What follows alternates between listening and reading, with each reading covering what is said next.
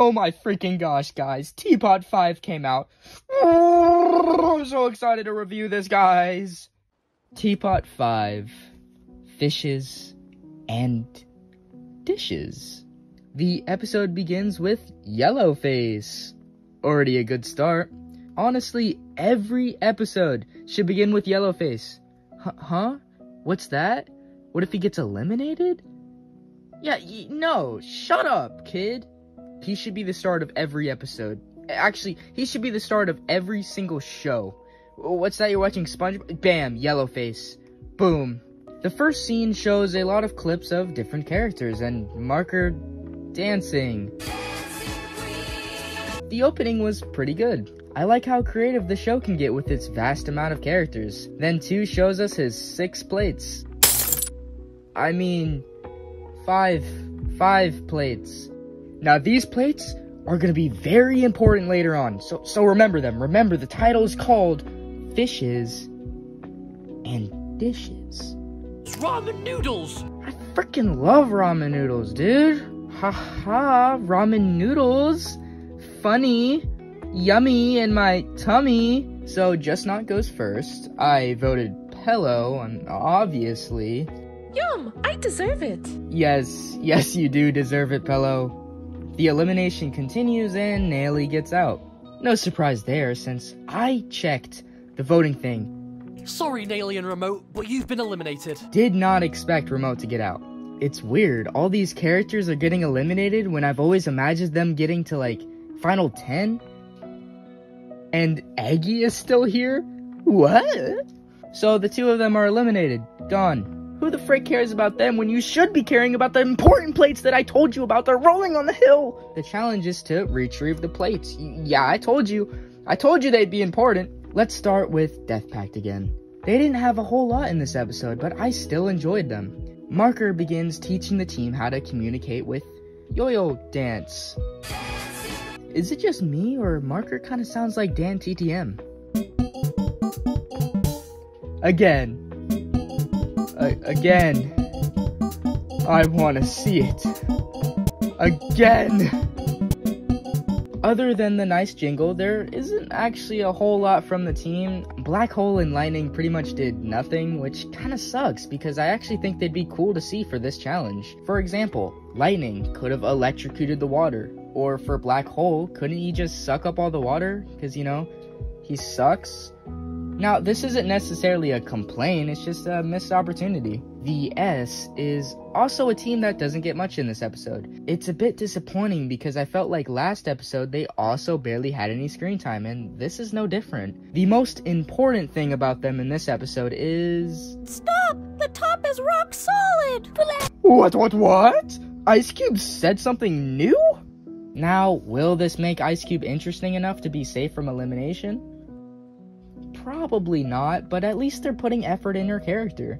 This idea is grand. That was so nice of Fries to give us the shovel. The team dying over and over abruptly was pretty funny, and I liked Winner too. I just hope he gets some more screen time. Ah! What was that? Ah! Yeah, I'm not sure I like Winner anymore after. Ah! Alright, next team, Teammates. I actually didn't like them a whole lot in this episode. First, they start spawning in stuff using Coiny's delivery app thing, and Pin goes back to being Pin. No, I don't mean that Pin. I mean... Of course it doesn't, you nincompoop. Are you really gonna call Donut stupid when you literally tried vacuuming the water? And then blame it on Coiny? The whole scene is just random and not in a funny way. Characters are being stupid and also not in a funny way. Barfbag asks for the moon to be spawned in? What does that even mean? The only thing I liked about this scene was the meta joke about 2,763.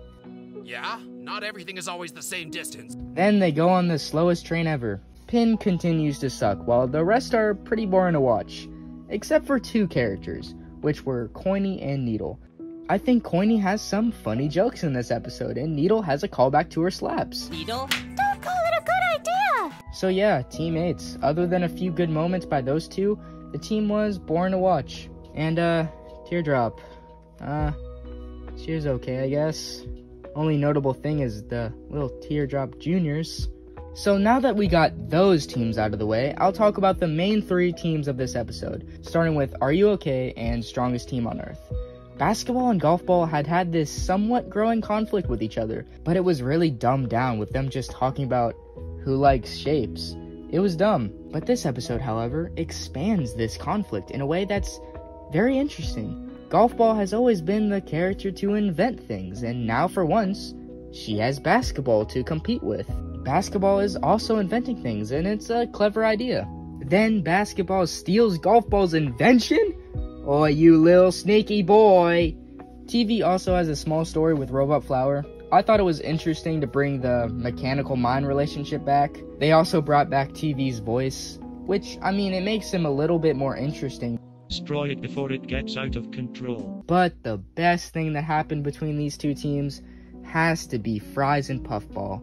I loved how Fries stood up for Puffball after getting told to sit out of the challenge again. It not only gave Fries more character, but also it gave a great duo between Fries and Puffball. The two have already been established as friends, but this is the first time the two are actually doing something together, and I'm happy to see it. It gives Fries more personality as it shows he's loyal and protective.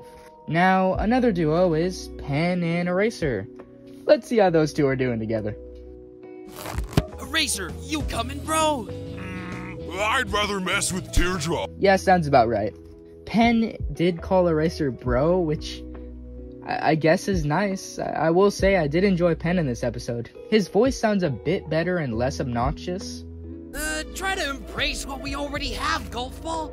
I think it's pretty cool. No, I will not embrace it. Also in that scene, Golf Ball's voice is actually really cool.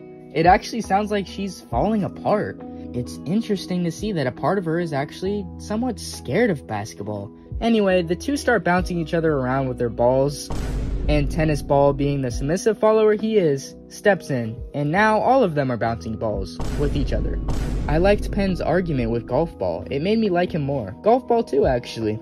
But Tennis Ball, however, I really don't like in this one. Let's look back at Fries and Puffball. Fries showed loyalty when he stood up for Puffball.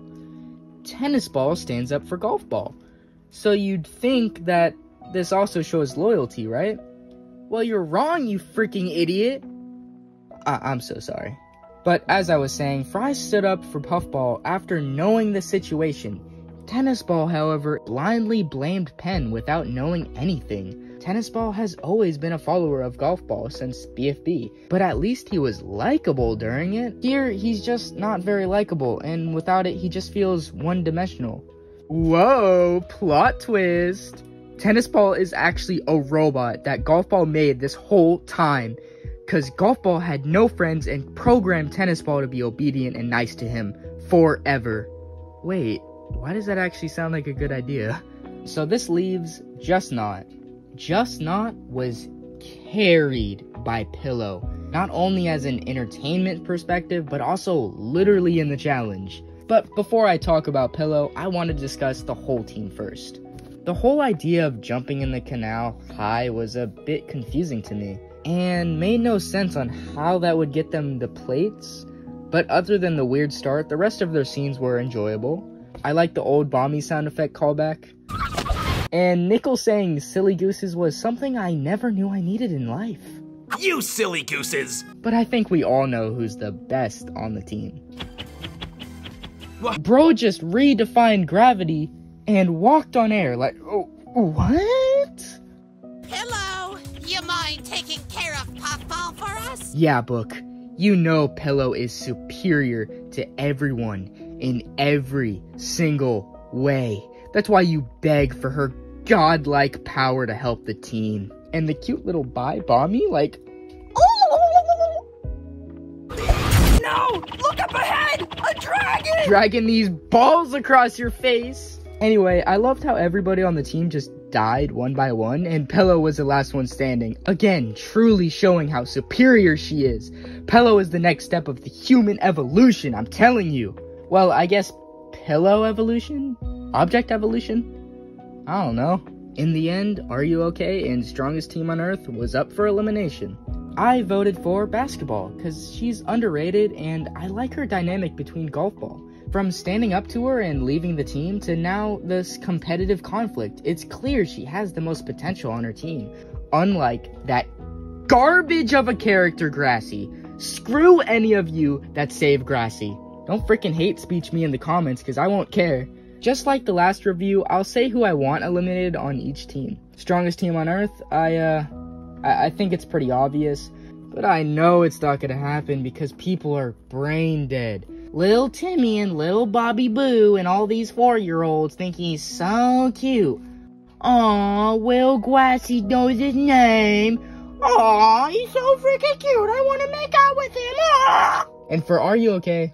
TV. Well, that does it for this review. Let me know your thoughts of the episode and the future of Teapot in the comments, if you want to.